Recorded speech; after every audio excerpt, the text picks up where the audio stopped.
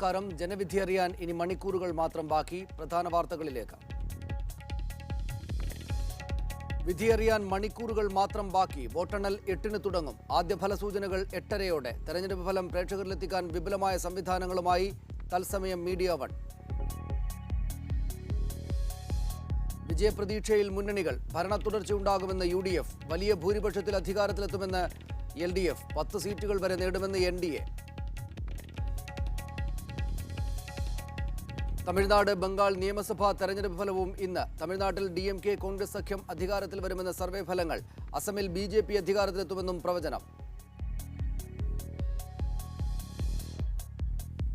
Lavalin കേസിലെ revision ഹർജികൾ ഇന്ന് ഹൈക്കോടതിയിൽ പരിഗണിക്കുന്നത്. പിണറായി വിജയൻ അടക്കമുള്ളവരെ കുറ്റവിമുക്തരാക്കിയതിനെതിരായ ഹർജികൾ. റിവിഷൻ ഹർജികളിന്മേലുള്ള നടപടികൾ വേഗത്തിലാക്കണമെന്ന് സർക്കാർ അപേക്ഷയും പരിഗണിക്കും.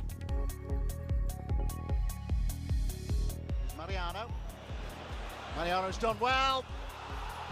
What a start to the start of the second with Vitolo. Europa league സെവിയ്യയ്ക്ക്. ലിവർപൂളിനെ 1-3 ഗോളുകൾക്ക് തോൽപ്പിച്ചു.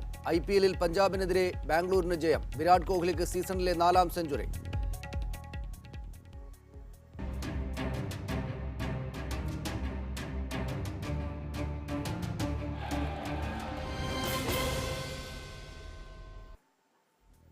ഊഹാപോഹങ്ങൾക്കും പ്രവചനങ്ങൾക്കും വിരാമമിട്ട് നിയമസഭാ തെരഞ്ഞെടുപ്പ് വിധി പ്രഖ്യാപനത്തിന്റെ മണിക്കൂറുകൾ.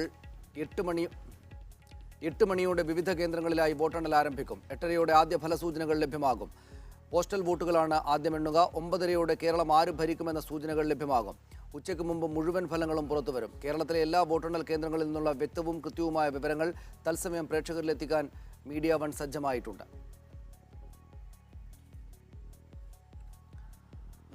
വിവിധ വോട്ടെണ്ണൽ കേന്ദ്രങ്ങളിൽ നിന്ന് ഞങ്ങളുടെ പ്രതിനിധികൾ ചേരുന്നു. തിരുവനന്തപുരത്ത് നിന്ന് K സജീഷും മുഹമ്മദ് അസ്ലമും, ആലപ്പുഴയിൽ നിന്ന് U ഷൈജു, പത്തനംതിട്ടയിൽ നിന്ന് സജോ തുടങ്ങി എല്ലായിടത്തു നിന്നും എല്ലാ റിപ്പോർട്ടർമാരും അതാത് സമയത്ത് ഏറ്റവും പുതിയ വിവരങ്ങൾ നൽകിക്കൊണ്ടിരിക്കും. ആദ്യം മുഹമ്മദ് അസ്ലമിലേക്ക്. അസ്ലം, എവിടെയാണുള്ളത്? എന്താണ് വിവരങ്ങൾ?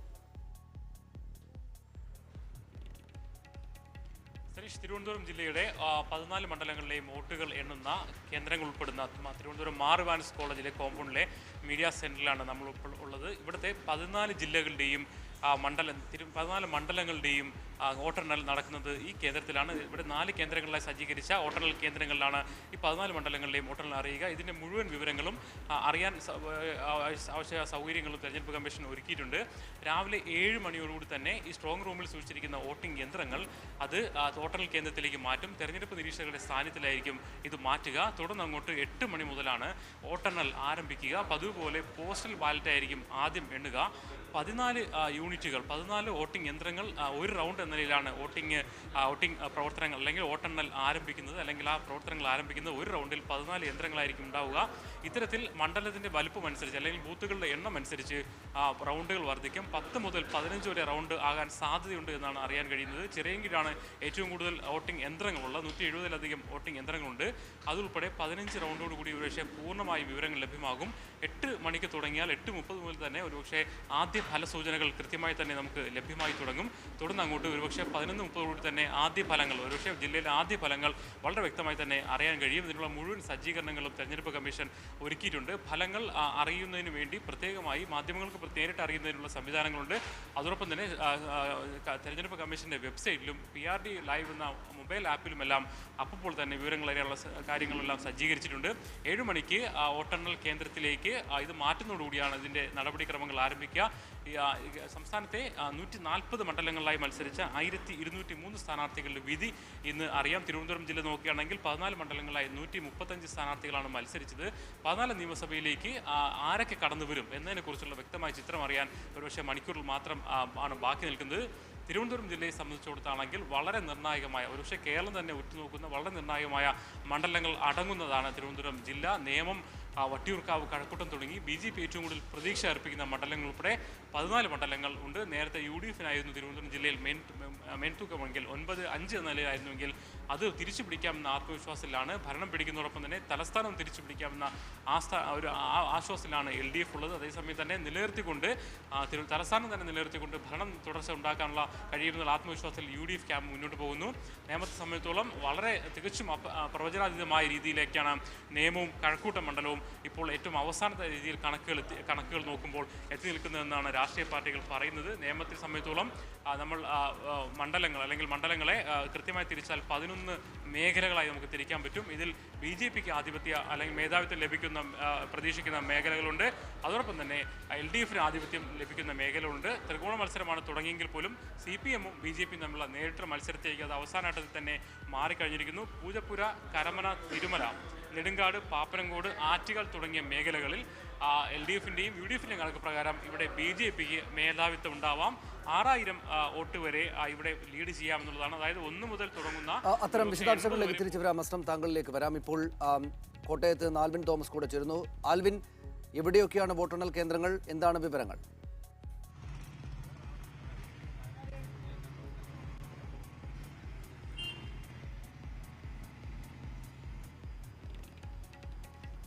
സനീഷ, കോട്ടയം ജില്ലയുടെ 9 മണ്ഡലങ്ങളുടെയും വോട്ടെണ്ണൽ കേന്ദ്രം ഇത്തവണ കോട്ടയം ടൗണിൽ തന്നെയാണുള്ളത്. ഏതാണ്ട് 100 മീറ്റർ അകലത്തിൽ മാത്രമാണ് ഈ 9 മണ്ഡലങ്ങളുടെയും വോട്ടെണ്ണൽ ക്രമീകരിച്ചിരിക്കുന്നത്. രാവിലെ 8 മണിയോട് തന്നെ കൃത്യം വോട്ടെണ്ണൽ ആരംഭിക്കും. ഏവരും കാത്തിരിക്കുന്ന ഒരു ഫലപ്രതീക്ഷ അതിനുവേണ്ടി കാത്തിരിക്കുകയാണ്. മുന്നണികളെല്ലാം തന്നെ വലിയ പ്രതീക്ഷയിലാണ്, വാനോളം പ്രതീക്ഷയിലാണ്. ഏറെ ശ്രദ്ധേയമായൊരു മണ്ഡലം കൂടിയാണ് കോട്ടയം. എന്നും UDFന് ഗുണകരമായ ഒരു ചരിത്രമാണ് ഉള്ളതെങ്കിൽ ഇത്തവണ അത് മാറിമറിയുമെന്നാണ് LDFിന്റെ പാളയത്തിന്റെ കണക്കുകൂട്ടൽ. മുഖ്യമന്ത്രി ഉമ്മൻചാണ്ടി മുതൽ KM മാണി മുതൽ PC ജോർജ് സ്വതന്ത്രനായി മത്സരിക്കുന്ന പൂഞ്ഞാർ മുതൽ വളരെ ശ്രദ്ധേയമായ മത്സരങ്ങൾ നടക്കുന്ന ഒരിടം കൂടിയാണ് കോട്ടയം. ഒപ്പം തന്നെ ചങ്ങനാശ്ശേരി മണ്ഡലത്തിലും ഇത്തവണ വലിയ തോതിലുള്ള മത്സരം ഉണ്ടായിരുന്നു. അതുകൊണ്ട് തന്നെ അവിടുത്തെ ഫലപ്രഖ്യാപനവും വലിയ പ്രതീക്ഷയാണ് ഇരു മുന്നണികൾക്കും കൊടുക്കുന്നത്. ഏതായാലും വോട്ടെണ്ണൽ കേന്ദ്രങ്ങളിലെല്ലാം സജ്ജമാക്കി കഴിഞ്ഞു. അല്പസമയത്തിനകം തന്നെ മോക്ക് ചെയ്യുന്നുണ്ട്. അതിനുശേഷമാകും ഇത് വോട്ടെണ്ണൽ എണ്ണി തുടങ്ങുക എന്നാണ് നമുക്ക് മനസ്സിലാക്കാൻ കഴിയുന്നത്. എല്ലാ വോട്ടെണ്ണൽ കേന്ദ്രങ്ങളിലും വിവിധ മുന്നണികളുടെ പ്രവർത്തകർ എത്തിക്കൊണ്ടിരിക്കുകയാണ്. പുലർച്ചെ മുതൽ പ്രവർത്തകർ എല്ലാവരും തന്നെ എത്തിക്കൊണ്ടിരിക്കുന്നു. വലിയ മത്സരങ്ങൾ നടന്ന സ്ഥലങ്ങളാണ് പൂഞ്ഞാർ മണ്ഡലവും ഒപ്പം തന്നെ ഏറ്റുമാനൂർ മണ്ഡലവും. ഇവിടെ രണ്ടിടത്തും വലിയ തോതിലുള്ള പോളിംഗ് ശതമാനവും ഉണ്ടായിരുന്നു. വൈക്കം മണ്ഡലത്തിലും വലിയ തോതിലുള്ള പോളിംഗ് ശതമാനം ഉണ്ടായിരുന്നു. 78% പോളിംഗ് വന്ന ഇടം വരെയുണ്ട്. അതുകൊണ്ട് തന്നെ എല്ലാവരും 3 മുന്നണികളും വലിയ പ്രതീക്ഷയിലാണ്. BDJSന് വലിയ പ്രതീക്ഷയുണ്ട്. ഒപ്പം തന്നെ ഇടതു മുന്നണിക്കും വലതു മുന്നണിയും തന്നെ വലിയ പ്രതീക്ഷയിലാണ് ഉള്ളത്. ഏതായാലും അല്പസമയത്തിനകം തന്നെ വോട്ടെണ്ണലിനുള്ള പ്രാരംഭ നടപടികൾ ആരംഭിക്കുന്നുണ്ട്. ഏതായാലും മണിക്കൂറുകൾക്കുള്ളിൽ തന്നെ നമുക്ക് ഫലപ്രഖ്യാപനം എത്തിത്തുടങ്ങും. മുഖ്യമന്ത്രി വിവരങ്ങൾക്ക് K. സജീഷ് തിരുവനന്തപുരത്ത് നിന്ന് ചേരുന്നു. സജീഷ്, 2 മാസത്തോളം നീണ്ടുനിന്ന പ്രചാരണത്തിനൊടുവിൽ അതിനിർണായകമായ നിയമസഭാ തെരഞ്ഞെടുപ്പിന്റെ വിധി കാത്തിരിക്കുകയാണ് നമ്മൾ. അല്പസമയം മാത്രമേ ബാക്കിയുള്ളൂ വിധി അറിയാൻ. ഏതാണ്ട് 8:30യോടുകൂടി തന്നെ ആദ്യ ഫലസൂചനകൾ ലഭ്യമാകുമെന്നാണല്ലോ വിവരം. സംസ്ഥാനത്തെമ്പാടും ഏത് നിലക്കുള്ള ഒരുക്കങ്ങളാണ് തെരഞ്ഞെടുപ്പ് കമ്മീഷൻ ഒരുക്കിയിരിക്കുന്നത്? എന്തൊക്കെ പ്രതീക്ഷകളാണ്, ആശങ്കകളാണ് മുന്നണികൾക്കുള്ളത്? സനീഷ, തീർച്ചയായിട്ടും കേരള രാഷ്ട്രീയം ഉറ്റുനോക്കുന്ന അതിനിർണായകമായ ഒരു വിധി എഴുത്തിന്റെ ഫലപ്രഖ്യാപനമാണ് ഇന്ന് ഉണ്ടാകാൻ പോകുന്നത്. കേവലം മണിക്കൂറുകൾ മാത്രം ബാക്കിയിരിക്കെ ഈ കേരളം ഇനി ആര് ഭരിക്കുമെന്ന കാര്യത്തിൽ തീരുമാനമാകും. ജനവിധി എന്താണെന്ന് അറിയാൻ കഴിയും. കൃത്യം 8 മണിക്ക് തന്നെ വോട്ടെണ്ണൽ ആരംഭിക്കുന്നതാണ്. 80 കേന്ദ്രങ്ങളിലാണ് സംസ്ഥാനത്ത് ഈ വോട്ടെണ്ണൽ സജ്ജീകരിച്ചിട്ടുള്ളത്. ആദ്യ ഫലസൂചനകൾ ഏതാണ്ട് 8:30യോടുകൂടി അറിയും. ആദ്യം എണ്ണുക പോസ്റ്റൽ ബാലറ്റുകളാണ്. അരമണിക്കൂറിന് ശേഷമായിരിക്കും ഇലക്ട്രോണിക് വോട്ട് കേന്ദ്രങ്ങളിലെ വോട്ടെണ്ണൽ ആരംഭിക്കുക. ആദ്യ ഫലസൂചനകൾ 8:30യോടുകൂടി തന്നെ ലഭ്യമാകും. 10 മണിയോടുകൂടി നമുക്ക് ഈ സംസ്ഥാനത്ത് ഏത് മുന്നണിക്കാണ് മേധാവിത്വം, ഏതൊക്കെ ട്രെൻഡുകളാണ് ഉണ്ടായതെന്ന കാര്യം വളരെ വ്യക്തമായി അറിയാൻ കഴിയും. 11 മണിയോടുകൂടി തന്നെ ഫലസൂചനകൾ പൂർണ്ണമായും അറിയാൻ കഴിയുകയും ചെയ്യും. ഏതായാലും വിപുലമായ സജ്ജീകരണങ്ങൾ തെരഞ്ഞെടുപ്പ് കമ്മീഷൻ ഒരുക്കി കഴിഞ്ഞു. കൃത്യം 8 മണിക്ക് തന്നെ വോട്ടെണ്ണൽ ആരംഭിക്കുന്നതാണ്. മുന്നണികളെ സംബന്ധിച്ചിടത്തോളം, പാർട്ടികളെ സംബന്ധിച്ചിടത്തോളവും നേതാക്കളെ സംബന്ധിച്ചിടത്തോളം നിർണായകമാണ്. നെഞ്ചിടിപ്പിന്റെ ഓരോ നിമിഷങ്ങളാണ് ഇനി കടന്നു പോകുന്നത്. ഏതാണ്ട് 10 മണിയോടുകൂടി ഇവരിൽ പലരുടെയും രാഷ്ട്രീയ ഭാവി നിർണ്ണയിക്കപ്പെടുകയും ചെയ്യുമാണ്. LDFനെയും UDFനെയും സംബന്ധിച്ചിടത്തോളം ഇത് ഇഞ്ചോടിഞ്ച് പോരാട്ടം നടന്ന ഒരു വേദി കൂടിയായിരുന്നു. ഏതാണ്ട് 70 ദിവസത്തോളം നീണ്ട പ്രചരണത്തിനൊടുവിലാണ് സംസ്ഥാനം പോളിംഗിലേക്ക് പോയത്. LDFനെ സംബന്ധിച്ചിടത്തോളം ഏറ്റവും ഒടുവിൽ അവർ നടത്തിയ കണക്കുകൂട്ടലിലും വിലയിരുത്തലിലും സംസ്ഥാനത്ത് ഭരണം തിരിച്ചുപിടിക്കാം എന്നൊരു പ്രതീക്ഷ തന്നെയാണുള്ളത്. 80 മുതൽ 90 വരെ സീറ്റുകൾ LDF പ്രതീക്ഷിക്കുന്നുണ്ട്. നമുക്കറിയാം കഴിഞ്ഞ തവണ നമ്മൾ ഈ കേരളത്തെ 3 ഭാഗങ്ങൾ എടുത്തു കഴിഞ്ഞാൽ മധ്യ കേരളം, വടക്കൻ കേരളം, തെക്കൻ കേരളം എടുത്തു കഴിഞ്ഞാൽ തെക്കൻ കേരളത്തിൽ മാത്രമാണ് LDFന് ഭൂരിപക്ഷം ഉണ്ടായിരുന്നത്. തെക്കൻ കേരളത്തിൽ മൊത്തമുള്ള 30 സീറ്റുകളിൽ 17 സീറ്റ് LDFനും 13 സീറ്റ് UDFനുമായിരുന്നു.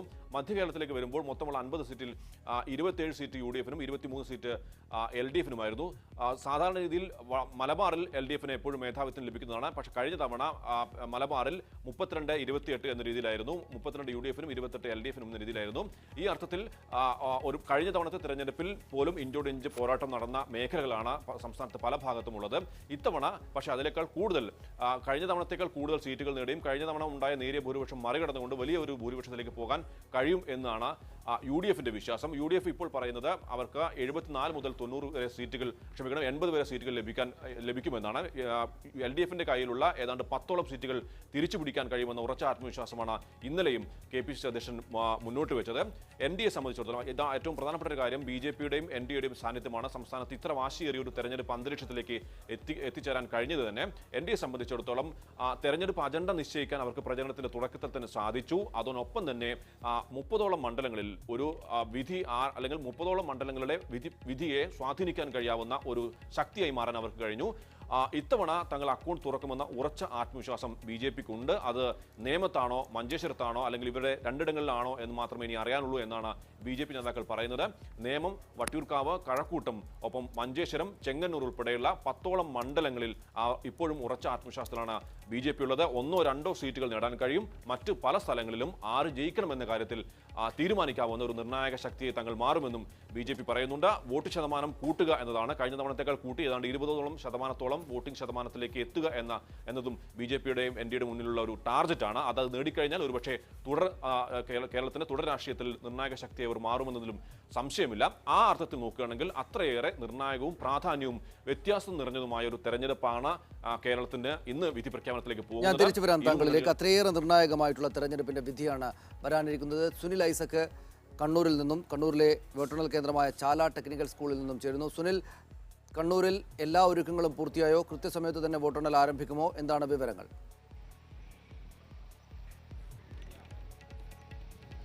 സനീഷ്, കണ്ണൂരിലെ 11 നിയമസഭാ മണ്ഡലങ്ങളിലെയും വോട്ടെണ്ണുന്നത് ചാല ചിന്മയ ടെക്നിക്കൽ ഇൻസ്റ്റിറ്റ്യൂട്ടാണ്. ഇവിടെ ഇതിനായുള്ള എല്ലാ ക്രമീകരണങ്ങളും പൂർത്തിയായി കഴിഞ്ഞിരിക്കുന്നു. 11 പ്രത്യേക കൗണ്ടറുകളിലായിട്ടാണ് വോട്ടെണ്ണൽ നടക്കുക. ഓരോ കൗണ്ടറുകളിലും 14 ടേബിളുകൾ ഉണ്ടാവും. ഈ 14 ടേബിളുകൾക്ക് പുറമെ പോസ്റ്റൽ ബാലറ്റ് എണ്ണുന്നതിനായി ഒരു പ്രത്യേക ടേബിളുമുണ്ട്. ഇങ്ങനെ 15 ടേബിളുകളിലായാണ് വോട്ടെണ്ണൽ പ്രക്രിയ പുരോഗമിക്കുക. ഓരോ ടേബിളിനും ഓരോ സൂപ്പർവൈസറും 2 അസിസ്റ്റന്റ് സൂപ്പർവൈസറും അടക്കം വലിയ തോതിലുള്ള ഉദ്യോഗസ്ഥരും ഇതിനായി തയ്യാറായി കഴിഞ്ഞു. ഉദ്യോഗസ്ഥരെല്ലാം ഇതിനുള്ളിലേക്ക് കടന്നു കഴിഞ്ഞിട്ടുണ്ട്. ആദ്യം പോസ്റ്റൽ വോട്ടുകളാണ് എണ്ണുക. സജീഷ് സൂചിപ്പിച്ചതുപോലെ 8 മണിയോട് ആദ്യ മിനിറ്റുകളിൽ തന്നെ പോസ്റ്റൽ ബാലറ്റുകൾ എണ്ണും. ഒരു 8:10 തന്നെ ആദ്യ പോസ്റ്റൽ ബാലറ്റുകളുടെ എണ്ണം പൂർണ്ണമായും അവസാനിക്കും. 8:00 തന്നെ ആദ്യ ഫലസൂചനകൾ ലഭ്യമായി തുടങ്ങുമെന്നാണ് ഇപ്പോൾ ജില്ലാ ഭരണകൂടം അറിയിച്ചിട്ടുള്ളത്.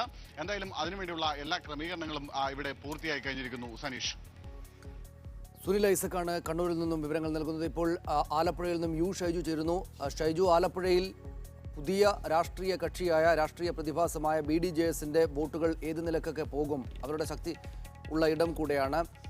സ്വാഭാവികമായും അവരടക്കമുള്ള ആളുകൾ NDAയും LDFും UDFും അടക്കമുള്ള കക്ഷികൾ എല്ലായിടത്തും എന്ന പോലെ അങ്ങേയറ്റം മുറുകിയ മണിക്കൂറുകളിലൂടെയാണ് കടന്നു പോകുന്നത്. എവിടെയൊക്കെയാണ് വോട്ടെണ്ണൽ കേന്ദ്രങ്ങൾ? എന്താണ് വിവരങ്ങൾ? സനീഷ്, ആലപ്പുഴ ജില്ലയിലെ 9 നിയമസഭാ നിയോജക മണ്ഡലങ്ങൾക്കായി 2 വോട്ടെണ്ണൽ കേന്ദ്രമാണ് സജ്ജീകരിച്ചിരിക്കുന്നത്. അരൂർ, ചേർത്തല, ആലപ്പുഴ, അമ്പലപ്പുഴ, കുട്ടനാട് മണ്ഡലങ്ങൾ വോട്ടെണ്ണുന്നത് തിരുവമ്പാടി ഗവൺമെൻറ് ഹയർ സെക്കൻഡറി സ്കൂളിലും, ഹരിപ്പാട്, ചെങ്ങന്നൂർ, മാവേലിക്കര, കായംകുളം എന്നീ മണ്ഡലങ്ങളുടെ വോട്ടെണ്ണുന്നത് ആലപ്പുഴ കളർകോട് SP കോളേജിലുമായിട്ടാണ്. 2 വോട്ടെണ്ണൽ കേന്ദ്രങ്ങളിലും വോട്ടെണ്ണൽ ആരംഭിക്കുന്നതിന് വേണ്ടിയിട്ടുള്ള എല്ലാ ക്രമീകരണങ്ങളും ഇതുവരെയും പൂർത്തിയായി കഴിഞ്ഞിരിക്കുന്നു. രാവിലെ തന്നെ രാഷ്ട്രീയ പാർട്ടികളുടെ അണികൾ വിവിധ വോട്ടെണ്ണൽ കേന്ദ്രങ്ങളിലേക്ക് വരുന്നു എന്നതാണ് നമുക്ക് ഇവിടെ ഇന്നിപ്പോൾ പറയാൻ കഴിയുന്നത്. സനീഷ് സൂചിപ്പിച്ചതുപോലെ തന്നെ BDJSന്റെ സാന്നിധ്യം ഉണ്ടായതിനു ശേഷമുള്ള ആദ്യ നിയമസഭാ തെരഞ്ഞെടുപ്പ് എന്ന രീതിയിൽ തന്നെ ആലപ്പുഴ ജില്ലയെ സംബന്ധിച്ചിടത്തോളം ഏവരും ഉറ്റുനോക്കുന്നത് അവർ എത്രമാത്രം വോട്ട് പിടിക്കുന്നു എന്നത് തന്നെ. തീർച്ചയായും കുട്ടനാട് മണ്ഡലമാണ് BDJS വളരെ കൃത്യമായി ഉറച്ച അവരുടെ സീറ്റായി കരുതി വലിയ പ്രതീക്ഷ വെച്ച് പുലർത്തുന്നത്. അവിടെ 70 SNDP ശാഖകളും ഈ SNDP ശാഖകൾക്ക് സംഘടനകൾക്ക് കീഴിലായി 764 മൈക്രോ ഫിനാൻസ് ഗ്രൂപ്പുകളുമുണ്ട്. ഈ സംഘടനാ സംവിധാനത്തെ ഉപയോഗപ്പെടുത്തിക്കൊണ്ടുള്ള ശക്തമായ ഒരു പ്രചാരണ പ്രവർത്തനമാണ് കുട്ടനാട് മണ്ഡലത്തിൽ അവർ നടത്തിയത്. ഈ പ്രവർത്തനത്തിലൂടെ ഈഴവ വോട്ടുകൾ കൂടുതൽ സമാഹരിച്ചുകൊണ്ടും മറ്റ് 2 കക്ഷികളിൽപ്പെട്ട ക്രിസ്ത്യൻ സ്ഥാനാർത്ഥികളായതുകൊണ്ട് ആ ക്രിസ്ത്യൻ സമുദായത്തിൽ വിള്ളലുണ്ടാക്കി ആ വോട്ടുകൾ കൂടി സമാഹരിച്ച് വിജയിച്ച് കയറാൻ കഴിയും എന്ന ഒരു ആത്മവിശ്വാസമാണ് കുട്ടനാട് മണ്ഡലത്തിൽ BDJSന് അല്ലെങ്കിൽ NDAയെ സംബന്ധിച്ചിടത്തോളം ഉള്ളത്. അതോടൊപ്പം തന്നെ നിർണായകമായ മത്സരം നടന്ന വളരെ പ്രധാനപ്പെട്ട വാശിയേറിയ മത്സരം നടന്ന മറ്റൊരു മണ്ഡലമാണ് ചെങ്ങന്നൂർ മണ്ഡലം. ചെങ്ങന്നൂർ മണ്ഡലത്തിൽ BJPയുടെ മുൻ സംസ്ഥാന പ്രസിഡന്റ് PS ശ്രീധരൻപിള്ള വലിയ പ്രതീക്ഷ വെച്ചു പുലർത്തുന്നുണ്ട്. അവർ UDFന് പരമ്പരാഗതമായി ലഭിച്ച സമുദായ വോട്ടുകളിൽ ഭിന്നത വരുത്തിക്കൊണ്ട് തനിക്ക് ജയിച്ചു കയറാം എന്ന ഒരു ആശ്വാസമാണ് അദ്ദേഹത്തിനുള്ള. അതോടൊപ്പം തന്നെ മുൻ ചെങ്ങന്നൂർ MLA ആയിരുന്ന 3 തവണ ചെങ്ങന്നൂരിനെ പ്രതിനിധീകരിച്ച ശോഭന ജോർജ് വിമതയായി മത്സരിക്കുന്നതും തനിക്ക് ഗുണം ചെയ്യും എന്ന് BJP കണക്കുകൂട്ടുന്നു. എന്നാൽ ഈ UDFനും NDAയ്ക്കുമായി ഭിന്നിച്ചു പോകുന്നതിലൂടെ തനിക്ക് ജയിച്ചു കയറാൻ കഴിയും എന്നതാണ് ഇടതുമുന്നണിയുടെ സ്ഥാനാർത്ഥി KK രാമചന്ദ്രൻ നായരുടെ പ്രതീക്ഷ. ഇങ്ങനെ എന്നാൽ അവസാന വിജയം തനിക്ക് തന്നെയാകും. അല്പം ഭൂരിപക്ഷം കുറഞ്ഞാലും ഒരു കംഫർട്ടബിൾ മെജോറിറ്റിയിലൂടെ ജയിച്ചു കയറാൻ PC വിശ്വനാഥിന് കഴിയുമെന്ന് അദ്ദേഹം പ്രതീക്ഷ വെച്ചു പുലർത്തുന്നു. ഈ അർത്ഥത്തിൽ വലിയ വാശിയേറിയ പോരാട്ടം നടക്കുന്ന മണ്ഡലമാണ് ചെങ്ങന്നൂർ എന്ന് പറയേണ്ടിയിരിക്കുന്നു. അതോടൊപ്പം തന്നെയാണ് കായംകുളം നിയമസഭാ മണ്ഡലത്തിലും വലിയ പോരാട്ടമാണ് നടന്നത്. ഫലം പ്രവചനാതീതമാകുന്ന തരത്തിലുള്ള ഒരു പോരാട്ടത്തിന് വേദിയായ മണ്ഡലമാണ് കായംകുളം. അതോടൊപ്പം തന്നെ അമ്പലപ്പുഴ നിയമസഭാ മണ്ഡലം CPMന്റെ സംസ്ഥാന കമ്മിറ്റി അംഗം G സുധാകരൻ മത്സരിക്കുന്ന മണ്ഡലമാണ്. ആ മണ്ഡലത്തിൽ തുടക്കത്തിൽ ഇടതുമുന്നണി വലിയ പ്രതീക്ഷയിലായിരുന്നെങ്കിലും അടിയൊഴുക്കുകളെ അവസാന നിമിഷങ്ങളിൽ അവർ ഭയപ്പെടുന്നു എന്ന് വേണം നമുക്ക് മനസ്സിലാക്കാൻ കഴിയുന്നത്. കാരണം അവിടെ വൈകിയെത്തിയ സ്ഥാനാർത്ഥിയാണെങ്കിൽ പോലും UDFന്റെ ഷെയ്ഖ് പി ഹാരിസ് ശക്തമായ പ്രചാരണത്തിലൂടെ മുന്നിൽ വന്ന ഒരു ഷൈജു, താങ്കളിലേക്ക് കൂടുതൽ വിവരങ്ങൾ ആവശ്യമുണ്ട്. അതാത് സമയങ്ങളിലെ വിവരങ്ങൾ ആവശ്യമുണ്ട്. ഇപ്പോൾ എറണാകുളത്ത് നിന്ന് PP സന്ധ്യ കൂടെ ചേരുന്നു. സന്ധ്യ, എവിടെയൊക്കെയാണ് വോട്ടെണ്ണൽ കേന്ദ്രങ്ങൾ? വിവരങ്ങൾ എന്ത്? സനീഷ്, മൊത്തം 14 കേന്ദ്രങ്ങളിലായാണ് 14 മണ്ഡലങ്ങളിലെ വോട്ടുകൾ എണ്ണുന്നത്. എറണാകുളം ജില്ലയിലാകെ 14 മണ്ഡലങ്ങളാണ് ഉള്ളത്. എല്ലായിടത്തും 8 മണിയോടുകൂടി തന്നെ വോട്ടെണ്ണൽ തുടങ്ങും എന്നാണ് അറിയാൻ കഴിയുന്നത്. ഇതിനുള്ള ക്രമീകരണങ്ങളെല്ലാം തന്നെ പൂർത്തിയായി കഴിഞ്ഞു. നമുക്കറിയാം, എറണാകുളം ജില്ലയിൽ ഏറ്റവും ശ്രദ്ധേയമായ പോരാട്ടം നടക്കുന്നത് തൃപ്പൂണിത്തുറയിലാണ്. തൃപ്പൂണിത്തുറയിലെ വോട്ടുകൾ എണ്ണുന്നത് മഹാരാജാസ് കോളേജിലാണ്. ഇവിടെ ഇപ്പോൾ തന്നെ പാർട്ടിക്കാരും പ്രവർത്തകരും എല്ലാം തന്നെ എത്തിക്കൊണ്ടിരിക്കുകയാണ്. നമുക്കറിയാം, കഴിഞ്ഞ 25 വർഷമായി തൃപ്പൂണിത്തുറയെ പ്രതിനിധീകരിക്കുന്നത് K ബാബുവാണ്.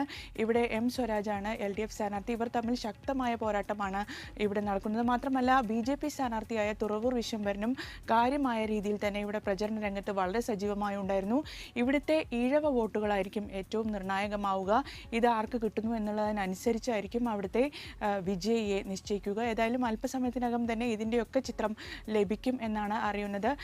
രണ്ടാമത് ശ്രദ്ധേയമായ പോരാട്ടം എറണാകുളം ജില്ലയിൽ നടക്കുന്നത് കൊച്ചി മണ്ഡലത്തിലാണ്. ഇവിടെ ഒരു വിമതന്റെ സാന്നിധ്യമാണ് UDFനെ സന്ധ്യ, താങ്കളിലേക്ക് കൂടുതൽ വിവരങ്ങൾ ആവശ്യമുണ്ട്. കേന്ദ്ര തെരഞ്ഞെടുപ്പ് കമ്മീഷണർ നസീം സെയ്ദി ഇപ്പോൾ മാധ്യമങ്ങളെ കണ്ട് സംസാരിക്കുകയാണ്. അതിലേക്ക് holding of simultaneous election requires certain constitutional amendments. It requires debate and consultation amongst political parties, and a consensus need to be arrived. It's a question of debate and consultation. Panel has also recommended the same. As far as commission is concerned, if there is a consensus, if there is a constitutional amendment, if there is a proper legal framework, the commission will require one-time investment in terms of electronic voting machines and certain other administrative compliance. I think if there is a consensus, if there is a provision, the election commission with one-time investment and some other scheduling and planning process would be able to manage it. However, the matter is under consultation at various levels. Naseem Zaidi മാധ്യമങ്ങളോട് സംസാരിക്കുകയാണ്. തെരഞ്ഞെടുപ്പ് സംബന്ധിച്ചുള്ള കാര്യങ്ങളാണ് അദ്ദേഹം പറയുന്നത്. PP സന്ധ്യയും Sajo Devasya പത്തനംതിട്ടയിൽ നമ്മോടൊപ്പം ചേരുന്നു. സജോ, പത്തനംതിട്ടയിൽ ഇത്തവണ മുൻപ് കാലങ്ങളിൽ നിന്ന് വ്യത്യസ്തമായി നല്ല മത്സരം നടന്ന ജില്ലയാണ്. ഏത് നിലക്കുള്ള ഒരുക്കങ്ങളാണ് ഏർപ്പെടുത്തിയിരിക്കുന്നത്? എപ്പോഴത്തേക്ക് വിവരങ്ങൾ അറിയാം? ഏതൊക്കെ സ്ഥലങ്ങളിലാണ് വോട്ടെണ്ണൽ കേന്ദ്രങ്ങൾ? സനീഷ്, ജില്ലയിൽ 5 മണ്ഡലങ്ങളാണുള്ളത്. ഈ 5 മണ്ഡലങ്ങൾക്കും വികേന്ദ്രീകൃത വോട്ടെണ്ണൽ സംവിധാനങ്ങളാണ് ഒരുക്കിയിരിക്കുന്നത്. 5 മണ്ഡലങ്ങളിലായി തന്നെയാണ് വോട്ടെണ്ണൽ കേന്ദ്രങ്ങൾ ക്രമീകരിച്ചിരിക്കുന്നത്. ഈ വോട്ടെണ്ണൽ കേന്ദ്രത്തിലെ വിവരങ്ങൾ അതാത് സമയം തന്നെ മീഡിയ സെന്റർ വഴി ക്രോഡീകരിക്കും. അപ്പോൾ തന്നെ വിവരങ്ങൾ നമുക്ക് പ്രേക്ഷകരിലേക്ക് എത്തിക്കാൻ വേണ്ടി സാധിക്കും. ഇതിനുവേണ്ടി വിപുലമായ സംവിധാനങ്ങൾ തന്നെയാണ് ഒരുക്കിയിരിക്കുന്നത്. ജില്ലയെ പൊതുവിൽ പരിശോധിക്കുകയാണെങ്കിൽ ആറന്മുളയിലാണ് ഇക്കുറി ശ്രദ്ധേയ പോരാട്ടം നടക്കുന്നത്. നമുക്കറിയാവുന്നതുപോലെ വീണ ജോർജും സിറ്റിംഗ് MLA കെ ശിവദാസൻ നായരും MD രമേശും പോരാടിയ ആറന്മുള മണ്ഡലം തന്നെയാണ് ജില്ലയിലെ ശ്രദ്ധേയ മണ്ഡലം. ഈ മണ്ഡലത്തിന്റെ പൊതു ചിത്രം എടുക്കുകയാണെങ്കിൽ ആദ്യം ത്രികോണ മത്സരം എന്ന തരത്തിലേക്ക് ചിത്രം മാറിയിരുന്നെങ്കിലും അവസാന ഘട്ടമായപ്പോഴേക്കും UDF-ഉം LDF-ഉം തമ്മിലുള്ള നേരിട്ടുള്ള പോരാട്ടമായി മാറിയിരുന്നു. ആദ്യഘട്ടത്തിൽ വ്യക്തമായ മുൻതൂക്കം UDF-ന് ഉണ്ടായിരുന്നെങ്കിൽ കൂടി പ്രചരണ രംഗത്ത് LDF-ന് ആ മുൻതൂക്കത്തെ മറികടക്കാനായി എന്നൊരു വിലയിരുത്തൽ പൊതുവിലുണ്ട്. ആ അർത്ഥത്തിൽ ഇഞ്ചോടിഞ്ച് പോരാട്ടമായി അത് മാറിയിട്ടുണ്ട്. ശ്രദ്ധയോടെ രാഷ്ട്രീയ കേരളം ശ്രദ്ധയോടെയും കൗതുകത്തോടെയുമാണ് ആറന്മുള മണ്ഡലത്തിലെ പോരാട്ടത്തെ ജനവിധിയെ കാത്തിരിക്കുന്നത്. ഇനി റാന്നിയിലേക്ക് വരികയാണെങ്കിൽ റാന്നിയിൽ രാജു അബ്രഹാമിനെ 5ാം തവണയും CPM രംഗത്തിറക്കിയത് വളരെ പ്രതീക്ഷയോടുകൂടിയായിരുന്നു. പക്ഷേ അവിടെ SNDP പത്തനംതിട്ട യൂണിയൻ ചെയർമാൻ കൂടിയായ K പത്മകുമാർ സ്ഥാനാർത്ഥിയായി എത്തിയതോടുകൂടി ചിത്രം മാറി. അവിടെ BDJS-ന്റെ പെട്ടിയിൽ വീണ വോട്ടുകൾ തന്നെയായിരിക്കും ജനവിധി നിർണ്ണയിക്കുക, അവിടെ വിജയം നിർണ്ണയിക്കുക എന്ന കാര്യത്തിൽ തർക്കമില്ല. കോന്നിയാണ് മറ്റൊരു ശ്രദ്ധേയ മണ്ഡലം, അടൂർ പ്രകാശിന്റെ മണ്ഡലം. അവിടെ KPCC പ്രസിഡന്റിന്റെ എതിർപ്പിനെ തുടർന്ന് സ്ഥാനാർത്ഥിത്വം പ്രതിസന്ധിയിലായ അടൂർ പ്രകാശ് കാര്യമായ വെല്ലുവിളിയില്ലാതെ അതിജീവിക്കുമെന്ന വിലയിരുത്തൽ പൊതുവെ രാഷ്ട്രീയ നിരീക്ഷകർക്കുണ്ട്. തിരുവല്ലയിലാണ് മറ്റൊരു ഗ്ലാമർ പോരാട്ടം നടക്കുന്നത്. അവിടെ ജോസഫും പുതുശ്ശേരിയും മാത്യു ടി തോമസും തമ്മിലുള്ള ഇഞ്ചോടിഞ്ച് പോരാട്ടം തന്നെയാണ്. അതും ശ്രദ്ധയോടുകൂടി തന്നെയാണ് രാഷ്ട്രീയ കേരളം കാത്തിരിക്കുക.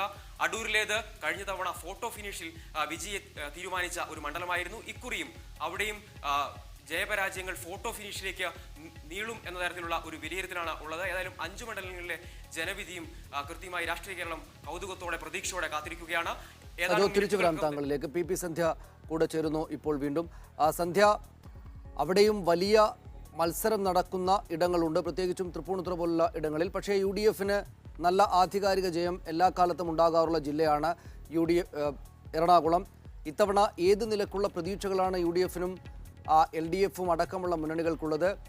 അത്തരം വിശദാംശങ്ങൾ എന്താ? സനീഷ്, മധ്യ കേരളത്തിൽ ഒട്ടാകെ തന്നെ UDF-ന് മേൽക്കൈ കിട്ടാൻ സഹായിച്ചത് എറണാകുളം ജില്ലയാണ് എന്ന് കൃത്യമായി പറയാൻ കഴിയും. കഴിഞ്ഞ തവണ 14 സീറ്റുകളിൽ 11 സീറ്റുകളാണ് UDF നേടിയത്. വെറും 3 സീറ്റ് മാത്രമായിരുന്നു LDF-ന് കിട്ടിയത്. ഇതിലാണ് മാറ്റമുണ്ടാവും എന്ന് 2 മുന്നണികളും കരുതുന്നത്. നിലവിൽ വിജയം നേടിയ മണ്ഡലങ്ങൾ നിലനിർത്താനാവുമോ എന്നുള്ള ആശങ്ക 2 മുന്നണികൾക്കുമുണ്ട്. ഇതിൽ ഏറ്റവും പ്രധാനം UDF-ന് മേൽക്കൈയുള്ള 4 മണ്ഡലങ്ങളുടെ കാര്യത്തിൽ വലിയ ആശയക്കുഴപ്പം നിലനിൽക്കുന്നുണ്ട്. ഇതിൽ ഏറ്റവും പ്രധാനം തൃപ്പൂണിത്തുറ, അതുപോലെ തന്നെ പിറവം, കൊച്ചി, മൂവാറ്റുപുഴ, ഈ 4 മണ്ഡലങ്ങളിലും വളരെ ശക്തമായ മത്സരം നടന്നു എന്നാണ് വിലയിരുത്തൽ. മാത്രമല്ല നല്ല രീതിയിലുള്ള പോളിംഗ് ശതമാനവും മുന്നണികളെ ആശയക്കുഴപ്പത്തിലാക്കുന്നുണ്ട്. LDF-ന് മേൽക്കൈ ഉള്ള മണ്ഡലങ്ങളുടെ കാര്യം നോക്കുകയാണെങ്കിൽ അങ്കമാലി, പെരുമ്പാവൂർ മണ്ഡലങ്ങൾ നിലനിർത്താനാവുമോ എന്നുള്ള ആശങ്ക LDF-നുമുണ്ട്. പെരുമ്പാവൂരിലെ വിഷയം നമുക്കറിയാം. പെരുമ്പാവൂർ ജിഷ കൊലക്കേസുമായി ബന്ധപ്പെട്ട് വലിയ പ്രചരണം അവസാന ഘട്ടത്തിൽ നടന്നിരുന്നു. സ്ഥലം MLA ആയ സാജു പോൾ പ്രതിരോധത്തിലാവുന്ന ഘട്ടമുണ്ടായിരുന്നു. ഇതിൻ്റെയൊക്കെ അടിസ്ഥാനത്തിൽ പെരുമ്പാവൂർ നിലനിർത്താൻ കഴിയുമോ എന്നുള്ള ആശങ്ക LDF-നുമുണ്ട്. ഇത്തരത്തിൽ നോക്കുകയാണെങ്കിൽ നേരത്തെ കയ്യിലുണ്ടായിരുന്ന മണ്ഡലങ്ങൾ പലതും നിലനിർത്താൻ കഴിയുമോ എന്നുള്ള കാര്യത്തിൽ 2 മുന്നണികൾക്കും ആശങ്കയുണ്ട്. ഞാൻ നേരത്തെ പറഞ്ഞതുപോലെ തന്നെ വളരെ ശക്തമായ പോരാട്ടം നടക്കുന്നത് തൃപ്പൂണിത്തുറ മണ്ഡലത്തിലാണ്. K ബാബുവും M സ്വരാജും BJP സ്ഥാനാർത്ഥി തുറവൂർ വിശ്വംഭരൻ തമ്മിൽ ത്രികോണ മത്സരം നടന്നു എന്ന് തന്നെ പറയാൻ കഴിയും. ഇവിടെ വർഷങ്ങളായി K ബാബുവിനെ സഹായിക്കുന്ന ഈഴവ വോട്ടുകൾ ആർക്ക് മറിയും എന്നുള്ളതാണ് ഏറ്റവും നിർണായകമായ കാര്യം. ഇതൊരു പക്ഷേ BJP ഈ വോട്ടുകൾ പിടിക്കുകയാണെങ്കിൽ ഒരുപക്ഷെ LDF സ്ഥാനാർത്ഥിക്ക് അവിടെ വിജയിക്കാൻ കഴിയും എന്നുള്ള സാഹചര്യമുണ്ട്. ഇനി കൊച്ചി മണ്ഡലത്തിൻ്റെ കാര്യം എടുക്കുകയാണെങ്കിൽ കൊച്ചിയിൽ ഒരു വിമതൻ്റെ സാന്നിധ്യമാണ് ഏറ്റവും ഇവിടുത്തെ പോരാട്ടം ശ്രദ്ധേയമാക്കിയത്. ഡൊമിനിക് പ്രസന്റേഷനാണ് നിലവിൽ അവിടെ MLA. അദ്ദേഹം തന്നെയായിരുന്നു ഇത്തവണയും മത്സരിച്ചിരുന്നത്. ഇദ്ദേഹത്തിനെതിരെ കോൺഗ്രസിലെ തന്നെ KJ ലീനസ് അവിടെ മത്സരിക്കുകയും നിർണായകമായ രീതിയിൽ തന്നെ വോട്ട് പിടിക്കുകയും ചെയ്തു എന്നാണ്. തിരിച്ചു വരാം താങ്കളിലേക്ക്. ഇപ്പോൾ കൃപാനാരായണൻ തിരുവനന്തപുരത്ത് നിന്നും ചേരുന്നു. മാർ ഇവാനിയോസ് കോളേജിന്റെ സ്ട്രോങ് റൂമിന് മുന്നിൽ നിന്നാണ് കൃപ നമ്മോടൊപ്പം ചേരുന്നത്. കൃപ, എന്താണ് അവിടെ വിവരങ്ങൾ? എല്ലാ ഒരുക്കങ്ങളും പൂർത്തിയായി കഴിഞ്ഞോ? രാഷ്ട്രീയ പാർട്ടികളുടെ അടക്കമുള്ള പ്രവർത്തകർ എത്തിച്ചേർന്നിട്ടുണ്ടോ? സജ്ജമായിട്ടുണ്ടോ വോട്ടെണ്ണലിനായിട്ട് എല്ലാവരും? സനീഷ്, എല്ലാ ഒരുക്കങ്ങളും സജ്ജീകരിച്ച് കഴിഞ്ഞിട്ടുണ്ട്. സ്ട്രോങ് റൂം കൃത്യം 7 മണിക്ക് തന്നെ സ്ട്രോങ് റൂം തുറക്കുന്നതാണ്. തെരഞ്ഞെടുപ്പ് നിരീക്ഷകരുടെ സാന്നിധ്യത്തിലായിരിക്കും സ്ട്രോങ് റൂം തുറക്കുക. അതിനുശേഷം ഇവിടെ നിന്ന് വോട്ടെണ്ണൽ കേന്ദ്രങ്ങളിലേക്ക് മാറ്റും. 14 മണ്ഡലങ്ങൾ, തിരുവനന്തപുരത്തെ 14 മണ്ഡലങ്ങളിലായി ആണ് 14 മണ്ഡലങ്ങളാണ് ഉള്ളത്. വിവിധ കേന്ദ്രങ്ങളിലായിരിക്കും, 4ഓളം കേന്ദ്രങ്ങളിലായിട്ടാണ് വോട്ടെണ്ണൽ നടക്കുന്നത്. ബൂത്തുകളുടെ എണ്ണം അനുസരിച്ചിട്ടായിരിക്കും വോട്ടെണ്ണൽ. കൂടുതൽ 15 റൗണ്ട് വരെ വോട്ടെണ്ണൽ പോകാമെന്നാണ് സാധ്യത. ഓരോ ബൂത്തുകളുടെയും എണ്ണത്തിനനുസരിച്ചായിരിക്കും മണ്ഡലങ്ങളുടെ വോട്ടിംഗ് നീളുക. ഞാൻ നിൽക്കുന്നത് സ്ട്രോങ് റൂമിൻ്റെ അവിടെ നിന്നാണ്. നേമം, വട്ടിയൂർക്കാവ് തുടങ്ങിയ മണ്ഡലങ്ങളുടെ വോട്ടെണ്ണൽ ഇവിടെയാണ് നടക്കുക. നേമത്ത് 141 ബൂത്തുകളും വട്ടിയൂർക്കാവിലെ 142 ബൂത്തുകളുമാണുള്ളത്. അതുകൊണ്ട് തന്നെ 15 റൗണ്ട് വരെ വോട്ടെണ്ണൽ 10 മുതൽ 15 റൗണ്ട് വരെ വോട്ടെണ്ണൽ നീണ്ടുപോകാനുള്ള സാധ്യതയുണ്ട്. കൃത്യം 7 മണിക്ക് തന്നെ സ്ട്രോങ് റൂം തുറന്ന് വോട്ടെണ്ണൽ യന്ത്രങ്ങളെല്ലാം തന്നെ വോട്ടെണ്ണൽ കേന്ദ്രങ്ങളിലേക്ക് കൊണ്ടുപോകും. കനത്ത സുരക്ഷയിലായിരുന്നു ഇവിടെ വോട്ടെണ്ണൽ യന്ത്രങ്ങൾ സൂക്ഷിച്ചിരുന്നത്. സ്ട്രോങ് റൂം കനത്ത സുരക്ഷയിൽ ആയിരുന്നു ഒരുക്കിയിരുന്നത്. 7 മണിക്ക് തെരഞ്ഞെടുപ്പ് നിരീക്ഷകരുടെ സാന്നിധ്യത്തിലായിരിക്കും സ്ട്രോങ് റൂം തുറക്കുക. ഇപ്പോൾ ഇവിടെ ഉദ്യോഗസ്ഥരും അതോടൊപ്പം തന്നെ തെരഞ്ഞെടുപ്പ് നിരീക്ഷകരുൾപ്പെടെയുള്ള എല്ലാവരും എത്തിക്കഴിഞ്ഞിട്ടുണ്ട്. പോലീസ് സന്നാഹങ്ങളും ഒരുങ്ങിയിട്ടുണ്ട്. പുറത്ത് സ്ട്രോങ് റൂമിന് പുറത്ത് തന്നെ വിവിധ പാർട്ടികൾ പുറത്ത് തന്നെ ഒരുങ്ങിക്കഴിഞ്ഞിട്ടുണ്ട്. തങ്ങളുടെ ആകാംക്ഷയോടുകൂടി, തങ്ങളുടെ റിസൾട്ട് അറിയാനുള്ള ആകാംക്ഷയോടുകൂടി ഒരുങ്ങിക്കഴിഞ്ഞു. തിരിച്ചു വരാം കൃപാനാരായണിലേക്ക്. 2,69,00,000 വോട്ടർമാരാണ് ഇത്തവണ ആകെ ഉണ്ടായിരുന്നത്. അതിൽ 2,25,321 പേരാണ് ഇത്തവണ വോട്ട് രേഖപ്പെടുത്തിയത്. 1203 സ്ഥാനാർത്ഥികളുടെ വിധിയാണ് അറിയാനുള്ളത്. 140 നിയോജക മണ്ഡലങ്ങളിലായി 2,01,25,321 പേർ രേഖപ്പെടുത്തിയ വോട്ടുകൾ ഏത് നിലക്കുള്ള രാഷ്ട്രീയ വിധിയാണ് പുറപ്പെടുവിക്കാൻ പോകുന്നത് എന്നറിയാൻ വേണ്ടി കാത്തിരിക്കുകയാണ് കേരളം. അങ്ങേയറ്റം സജീവമായ പ്രചാരണ കാലയളവിനൊടുവിൽ, അങ്ങേയറ്റം മാറിമറിഞ്ഞ പ്രചാരണ വിഷയങ്ങൾക്കൊടുവിൽ വളരെ സങ്കീർണമായ, വളരെ പ്രധാനപ്പെട്ട നിർണായകമായ ഒരു തെരഞ്ഞെടുപ്പ് വിധിയാണ് അല്പമണിക്കൂറുകൾക്ക് ശേഷം വരാനുള്ളത്. എല്ലായിടത്തും 140 മണ്ഡലങ്ങളിലെയും വോട്ടെണ്ണൽ കേന്ദ്രങ്ങളിൽ കാര്യങ്ങൾ സജീവമായി തന്നെ പുരോഗമിക്കുകയാണ്. ആകെ 80 കേന്ദ്രങ്ങളിലായാണ് വോട്ടെണ്ണൽ നടക്കുക. 8 മണിയോടുകൂടി തന്നെ, കൃത്യമായി 8 മണിക്ക് വോട്ടെണ്ണൽ ആരംഭിക്കുക തന്നെ ചെയ്യും. 8:30യോടുകൂടി ആദ്യ ഫലസൂചനകൾ ലഭ്യമായി തുടങ്ങും. ഇപ്പോൾ വിവിധ കേന്ദ്രങ്ങളിലേക്ക് ഉദ്യോഗസ്ഥരടക്കമുള്ള ആളുകൾ വരുന്നതിൻ്റെ ദൃശ്യങ്ങളാണ് നമ്മൾ കാണുന്നത്. തിരുവനന്തപുരത്ത് മാത്രമല്ല, സംസ്ഥാനത്തെമ്പാടും 140 നിയമസഭാ മണ്ഡലങ്ങളിലെയും വിധി അറിയാൻ വേണ്ടി കാത്തിരിക്കുകയാണ്. നമ്മോടൊപ്പം വിവിധ റിപ്പോർട്ടർമാർ ചേരുന്നുണ്ട്. തൃശ്ശൂരിൽ നിന്ന് അബ്ദുൽ മനാസ് ചേരുന്നു. മനാസ്, അവിടെ നിന്ന് നൽകാനുള്ള വിവരങ്ങൾ എന്താണ്? സനീഷ്, തൃശ്ശൂർ മണ്ഡലത്തിൽ 13 തൃശ്ശൂർ ജില്ലയിൽ 13 മണ്ഡലങ്ങളാണുള്ളത്. 13 മണ്ഡലങ്ങളിലെ ഫലങ്ങൾ 13 ഇടത്തായിട്ടാണ് 13 വോട്ടെണ്ണൽ കേന്ദ്രങ്ങളാണ് ഉള്ളത്.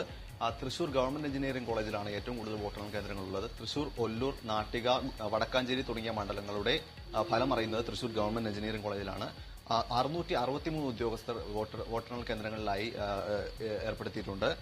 തൃശ്ശൂർ ജില്ലയെക്കുറിച്ച് പറയുകയാണെങ്കിൽ ഇരു മുന്നണികളും പ്രതീക്ഷ വച്ചു പുലർത്തുന്ന മികച്ച വിജയം നേടാമെന്ന് കരുതുന്ന ഒരു ജില്ലയാണ് തൃശ്ശൂർ ജില്ല.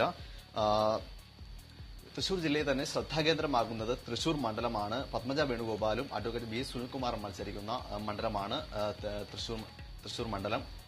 BJPക്കായി ഗോപാലകൃഷ്ണനും മത്സരിക്കുന്നു. ഏകദേശം ത്രികോണ മത്സരത്തിന്റെ പ്രതീതി നിലനിർത്തിയ ഒരു മണ്ഡലമാണ് തൃശ്ശൂർ മണ്ഡലം. 5000 വോട്ടുകൾക്ക് മേൽ വിജയിക്കാമെന്ന് UDFും 2000 വോട്ടുകൾക്ക് വിജയിക്കാമെന്ന് LDFും പറയുന്ന ഒരു മണ്ഡലം കൂടിയാണ് തൃശ്ശൂർ. UDF നിലവിൽ 6 സീറ്റുകളാണ് UDFിനുള്ളത്. ഇത് 10 സീറ്റുകളായി വർദ്ധിപ്പിക്കാമെന്ന് UDF ക്യാമ്പുകൾ പ്രതീക്ഷിക്കുന്നുണ്ടെങ്കിലും കഴിഞ്ഞ ദിവസം മന്ത്രി CM ബാലകൃഷ്ണനിൽ നിന്ന് ലഭിച്ച പ്രതികരണം അനുസരിച്ചാണെങ്കിൽ അത്രയും പോകാൻ വഴിയില്ല എന്നൊരു തോന്നലാണ് ഉണ്ടാക്കിയിരിക്കുന്നത്. കഴിഞ്ഞ 6 സീറ്റുകൾ നിലനിർത്തുമെന്ന് മാത്രമാണ് മന്ത്രി CM മനാസ് വിവരങ്ങൾക്ക് കൂടുതൽ വിവരങ്ങൾ ആവശ്യമുണ്ട്.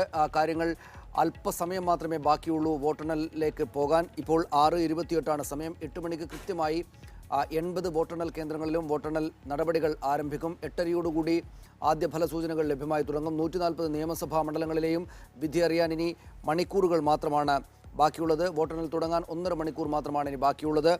തിരുവനന്തപുരത്ത് നിന്ന് K സജീഷ് നമ്മോടൊപ്പം ചേരുന്നു. സജീഷ്, ഏത് നിലക്കുള്ള രാഷ്ട്രീയ പ്രാധാന്യം എന്നത് ഒരുപക്ഷെ ഈ ഘട്ടത്തിലൊരു ചോദ്യം പോലുമല്ല, എല്ലാവർക്കും അറിയാവുന്ന സംഗതിയാണ്. ഏത് നിലക്കുള്ള പ്രതീക്ഷകളാണ് 3 മുന്നണികളും കൈവശം വെക്കുന്നത്? അതിൽ തന്നെ ഏറ്റവും പ്രധാനപ്പെട്ട സംഗതികളിലൊന്ന് തുടർഭരണം ഉണ്ടാകുമോ അല്ലെങ്കിൽ LDFന് ഭരണം കിട്ടുമോ എന്ന ആദ്യ ചോദ്യം മാറ്റി നിർത്തിയാൽ രണ്ടാമത്തെ ചോദ്യം NDA അക്കൗണ്ട് തുറക്കുമോ എന്നതാണ്. ഏത് നിലക്കുള്ള പ്രതീക്ഷകളാണ് BJPക്ക് NDA സഖ്യത്തിനാകെ ഉള്ളത്? ഏത് മണ്ഡലങ്ങളിലൊക്കെയാണ് അവരുടെ പ്രതീക്ഷകൾ? എന്തുകൊണ്ടാണ്, ഏത് കാരണങ്ങളാലാണ് ആ പ്രതീക്ഷ? സനീഷ്, തീർച്ചയായിട്ടും സനീഷ് സൂചിപ്പിച്ചതുപോലെ തന്നെ ഈ തെരഞ്ഞെടുപ്പിന്റെ ഏറ്റവും പ്രധാനപ്പെട്ട പ്രാധാന്യങ്ങളിൽ ഒന്ന് BJP NDA, അതായത് NDA സഖ്യത്തിന്റെ സാന്നിധ്യം തന്നെയാണ്. സംസ്ഥാനത്ത് ഈ തെരഞ്ഞെടുപ്പിനെ ഇത്ര വീറും, ചരിത്രത്തിൽ ഇന്നേവരെ ഇല്ലാത്ത വീറും വാശിയിലേക്കും പ്രചാരണത്തെയും തെരഞ്ഞെടുപ്പിനെയും എത്തിച്ചത് NDAയുടെ സാന്നിധ്യം തന്നെയാണ്.